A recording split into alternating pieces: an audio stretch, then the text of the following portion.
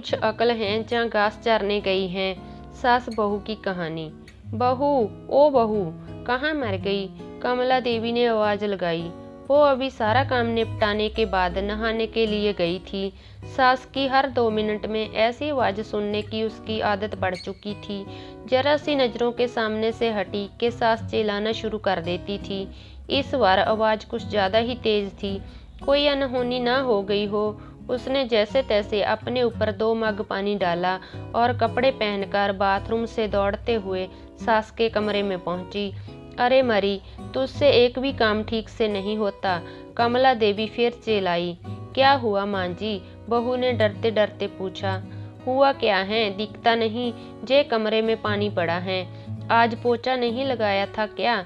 अगर मैं गिर जाती तो मेरी हड्डी पसली टूट जाती। कमला देवी ने चिल्लाकर कहा। लगाया तो था माँ जी, बहू ने धीरे से कहा। तो जय कहाँ से आ गया? हे भगवान, मेरी तो किस्मत ही फूटी है जो ऐसी लड़की पर मेरा बेटा लट्टू हो गया। ना जाने कहाँ कहाँ से बड़े बड़े घरों से उसके लिए रिश्ते आ रहे थे। अच्छा अब चल, जल्दी से साफ कर दे, सास ने चिल्लाते हुए कहा। उसको पता था कि नहाने जाने से पहले ही उसने पूरा घर साफ किया और जय पानी जानबूझकर उसकी सास ने उसे तंग करने और ताने सुनाने के लिए गिराया है। फिर भी उसने बिना कुछ बोले गिरे पानी को साफ कर दिया और अपने कमरे में आकर थोड़ा आराम करने बैठ गई।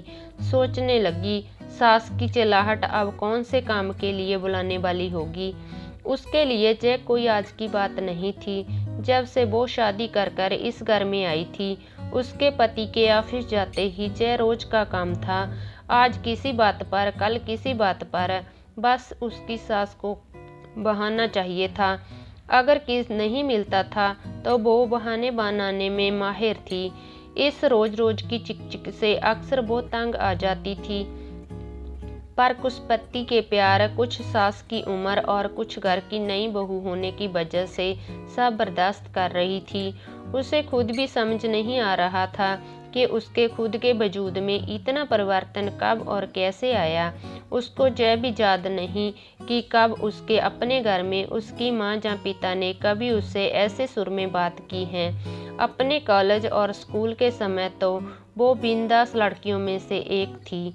पूरे स्कूल या कॉलेज में कहीं भी किसी के साथ भी कोई गलत बात होती थी तो वो लड़ने के लिए सबसे आगे खड़ी मिलती थी। किसी के भी हक के लिए पूरे सिस्टम से लड़ जाती थी। पर आज अपने ही खिलाफ हो रही अन्याय को चुपचाप सह रही थी। सोचती थी, क्या यही शादी के मायने होते हैं जब एक लड़की को अपने स्वाभिमान और सम्मान को एक नए परिवार की सूली पर चढ़ा देना पड़ता है। शाम को पति के घर आने पर बहुत सारी बातें कहने का मन होता था। 1-2 बार कही भी थी, पर थकावट की वजह से ज़्यादा ध्यान नहीं देते थे और फिर अपनी माँ के खिलाफ वो एक भी शब्द नहीं सुन सकते। उनकी माँ भी अपने बेटे के सामने उससे बड़े ही दिखावे के साथ बात करती थी, पर जैसे ही बेटा घर से बाहर निकलता था उनके तेवर ही बदल जाते थे, जो समझ में उसे नहीं आ रहा था। एक इंसान पल भर में 2 तरह के व्यवहार कैसे कर सकता है। कमला देवी को सबसे ज़्यादा तकलीफ तो उसकी शादी में मिले दहेज से थी, जबकि उसके माता पिता ने अपनी हैसियत से बढ़कर उसकी शादी में खर्च किया था।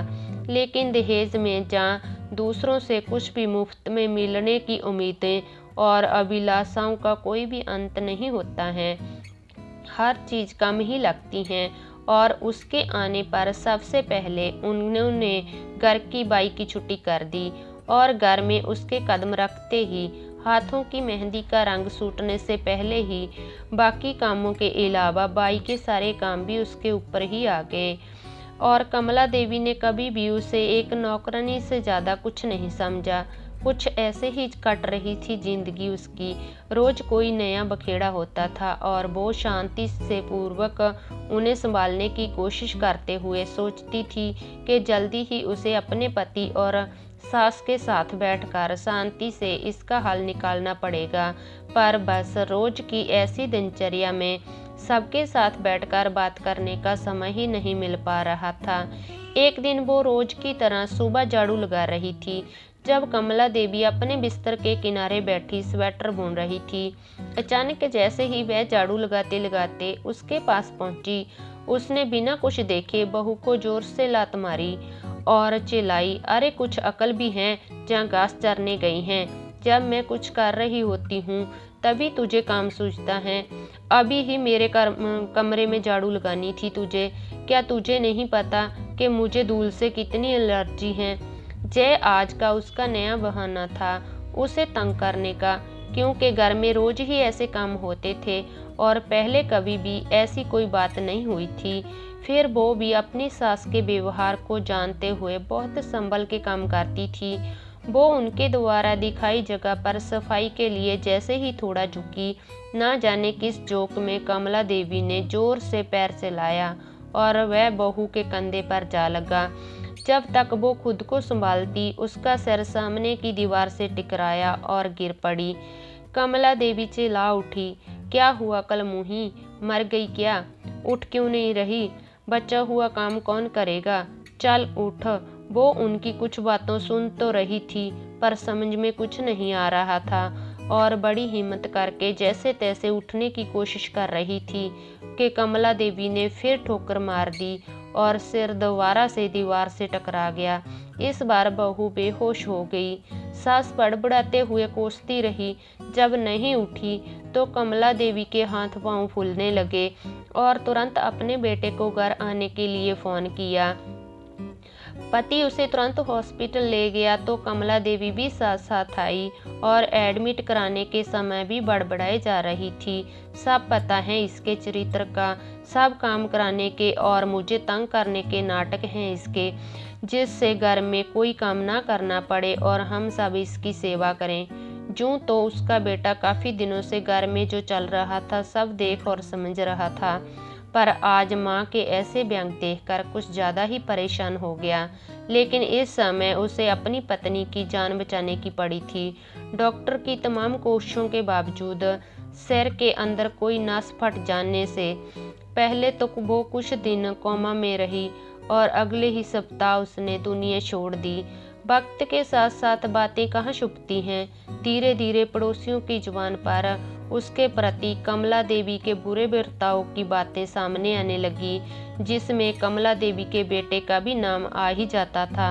और जब उसको लेकर बातें कुछ ज़्यादा बढ़ने लगी तो उसने तंग आकर एक दिन कमला देवी के इकलौते बेटे ने पंखे से लटक कर सुसाइड कर ली। अब पूरे घर में दिन भर सन्नाटा रहता था।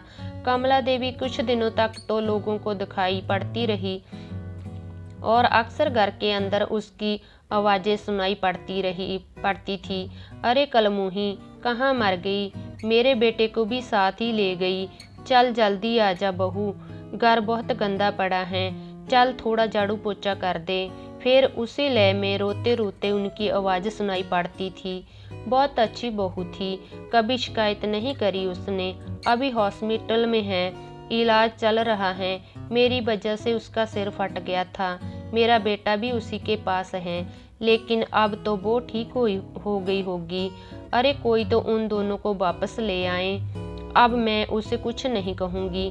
कुछ दिनों के बाद पता चला कि उनके किसी दूर के रिश्तेदार ने उस मकान को आने पौने दामों में किसी को बेच दिया था, क्योंकि कमला देवी के पागल खाने में भर्ती होने के बाद उस मकान को देखने वाला कोई नहीं था।